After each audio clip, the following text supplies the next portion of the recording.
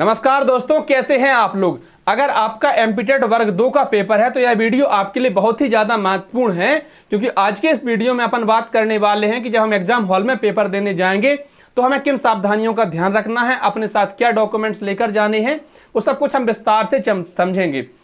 सैद्धांतिक रूप से आपके प्रवेश पत्र पर भी सभी दिशा निर्देश स्पष्ट रूप से लिखे होंगे, लेकिन व्यवहारिक रूप से आप मुझसे भी सुन लीजिए तो पेपर में आपको कोई भी परेशानी नहीं होगी, क्योंकि जब पेपर से पहले अगर कोई दिमाग में उल्टी सीधी बातें आ जाएं तो नेगेटिव प्रभाव पड़ता है हमारे पेपर के रिजल्ट पर। चलिए वीडियो को शुरू करते हैं और सबसे पहले देखते हैं कि हमें अपने साथ क्या क्या लेकर जाना है। पहली चीज जो हमारी है वो हमारा एडमिट कार्ड। जी हाँ, एडमिट कार्ड को लेकर भी मन में डाउट रहता है कि भैया एडमिट कार्ड का जो प्रिंट आउट होना चाहिए वो कलरफुल होना चाहिए कि ब्लैक एंड व्हाइट होना चाहिए। तो मेरे दोस्त कैसा भी हो चलेगा, कलरफुल भी ले जा सकते, ब्लैक एंड व्हाइट भी ले जा सकते, लेकिन ध्यान रखें कि वो प्रिंट उसका साफ हो, स्पष्ट उस पर नाम दिखे, फोटो दिखे, सब कुछ उस पर स्पष्ट दिखना चाहिए। इतनी सी बात से सहमत हैं। आपका एडमिट कार्ड हो गया। एडमिट कार्ड के बाद आपको फोटो साथ में लेकर जानी है, एक फोटो वही चाहिए जो आपने फॉर्म में लगाई थी। अब आपको ध्यान नहीं है कि फॉर्म में हमने कौन सी फोटो लगाई थी, तो एडमिट कार्ड पर भी वही फोटो छपी आएगी। ध्यान रखें, वही फोटो आपको लेकर जानी है। कई संस्थानों पर ऐसा होता है कि वो दूसरी फोटो अलाउ कर देते हैं किसी विशेष परिस्थिति में, लेकिन कई जगह पर बिल्कुल ही नहीं करते, क्योंकि एडमिट कार्ड पर स्पष्ट रूप से इस बात का उल्लेख किया होता है कि फोटो आपकी वही चलेगी जो आपने एडमिट फॉर्म में लगाई थी। कई संस्थानों के बाहर तो दुकानें होती हैं, हम आराम से एडमिट कार्ड से फोटो बनवा सकते हैं, लेकिन कई संस्थानों के बाहर ऐसी कोई सुविधा होती नहीं है, तो हमें बहुत ज़्यादा परेशान होना पड़ता है। तो आप इसके लिए अभी से तैयार रहें, आपको वही फोटो साथ में लेकर जानी है जो आपने फॉर्म में लगाई थी। एडमिट कार्ड हो गया, फोटो हो गई। तीसरी चीज जो हमारे लिए सबसे ज़्यादा महत्वपूर्ण है वो है हमारी आईडी। तो आईडी के लिए आप Aadhaar card, voter card, PAN card, driving licence या फिर पासपोर्ट, इनमें से कोई एक चीज ले जा सकते हैं। बस उस पर आपकी डेट ऑफ बर्थ और फोटो होनी चाहिए। ऐसी फोटो युक्त आईडी कोई भी आप ले जा सकते हैं, लेकिन प्राथमिकता आप आधार कार्ड को दें, क्योंकि आधार कार्ड से बायोमेट्रिक होता है। अगर आपने आधार कार्ड लॉक कर रखा हो, कई बार ऐसा होता है कि हम उसको लॉक कर देते हैं आधार कार्ड की ऑफिशियल वेबसाइट पर जाकर, तो ध्यान रखें उसको अनलॉक कर लें। अगर नहीं किया है तो कोई दिक्कत की बात नहीं है। जैसे हमने लॉक कर दिया तो कोई भी बायोमेट्रिक का काम होता नहीं है, फिर तो वो वहाँ परेशानी हो सकती है आपको। इतनी बात से आप सहमत हैं। फिर आती 3 चीज़ें हो गई ना। चौथी चीज जो सबसे ज्यादा महत्वपूर्ण है वो पेन। तो पेन हमारे पास कैसा होना चाहिए? पेन हमारे पास पारदर्शी पेन होना चाहिए। जैसे ये पेन है तो ये पारदर्शी नहीं है, ये पेन नहीं चलेगा, ये पेन भी नहीं चलेगा। देखता हूँ यहाँ अगर कोई पारदर्शी पेन हो, ये एक पेन है, शायद इस तरह का पेन आपके पास चल जाएगा। पारदर्शी का सिंपल सा मतलब यही हुआ कि अंदर से रिफिल उसकी दिख जानी चाहिए भाई, ये इसका पारदर्शी का मतलब हुआ। ये पारदर्शी पेन नहीं है, जैसे कि ये वगैरह पेन है, ऐसे पेन नहीं चलेंगे। उम्मीद करते हैं आप भली भांति समझ गए होंगे। और पेन आपको साथ लेकर ही जाना है, क्योंकि कई परीक्षाएं ऐसी होती हैं जिनमें रेलवे की परीक्षा है, एसएससी की परीक्षा है, जहां पर आपको पेन लेकर नहीं जाने देते। वो खुद एक पेन देते हैं और परीक्षा समाप्त होने के बाद आपसे पेन वापस जमा करा लेते हैं। लेकिन एमपी पीवी की जो परीक्षा है या ईएसबी की जो परीक्षा है, इन परीक्षाओं में आपको अपनी पेन, खुद की पेन लेकर जानी होगी। तो एग्जाम में एंट्री के लिए ये चीजें जरूरी हैं और आपके लिए अनिवार्य हैं, इनके बिना आपका काम नहीं चलेगा। अब प्रतिबंधित क्या है?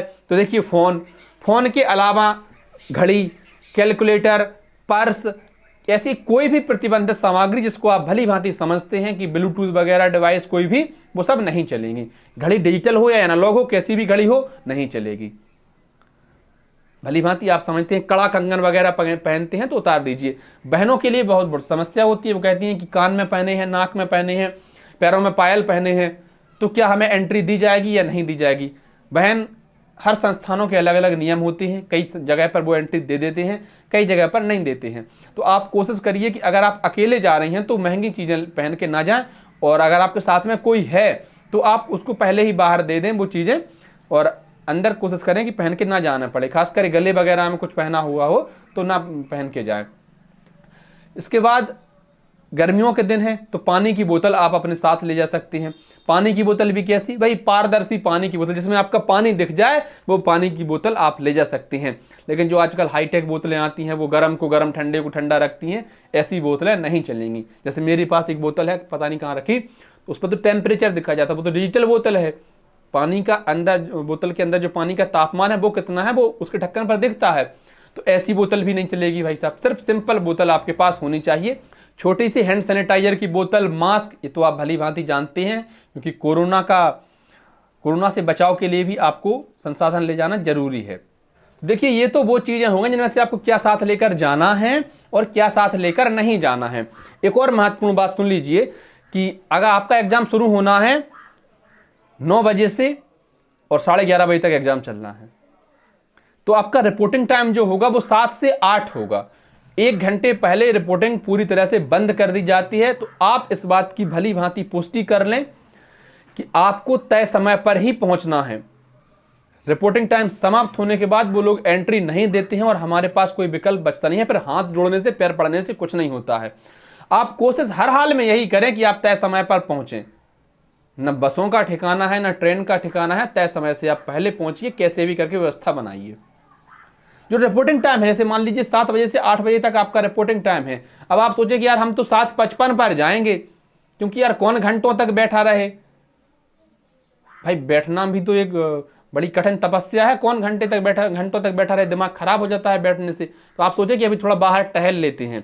लेकिन मेरी व्यक्तिगत सलाह आपको यह है कि आप जल्दी से जल्दी एंट्री लीजिए, ताकि अगर आपके साथ कोई, भगवान ना करे, लेकिन कोई उल्टी सीधी घटना हो जाए, जैसे आपका बायोमेट्रिक ना हो, आपके फिंगर ना आए, आपकी फोटो मैच ना करे, या कोई भी XYZ समस्या आए, तो आप उसका निराकरण कर पाए, क्योंकि आपके पास पर्याप्त समय होगा।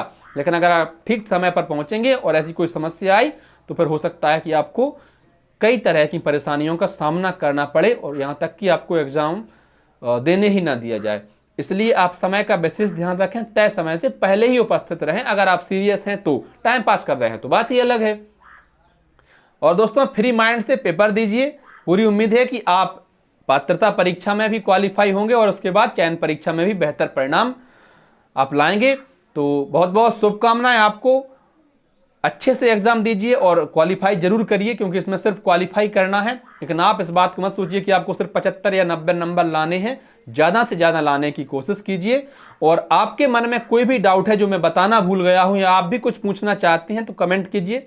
15 मिनट के भीतर आपका रिप्लाई आपके पास होगा। धन्यवाद प्यारे साथियों। वीडियो आपको अच्छी लगी हो तो वीडियो को लाइक कर दें, शेयर कर दें और साझा भी कर दें, ताकि और लोगों को भी सहायता मिल सके।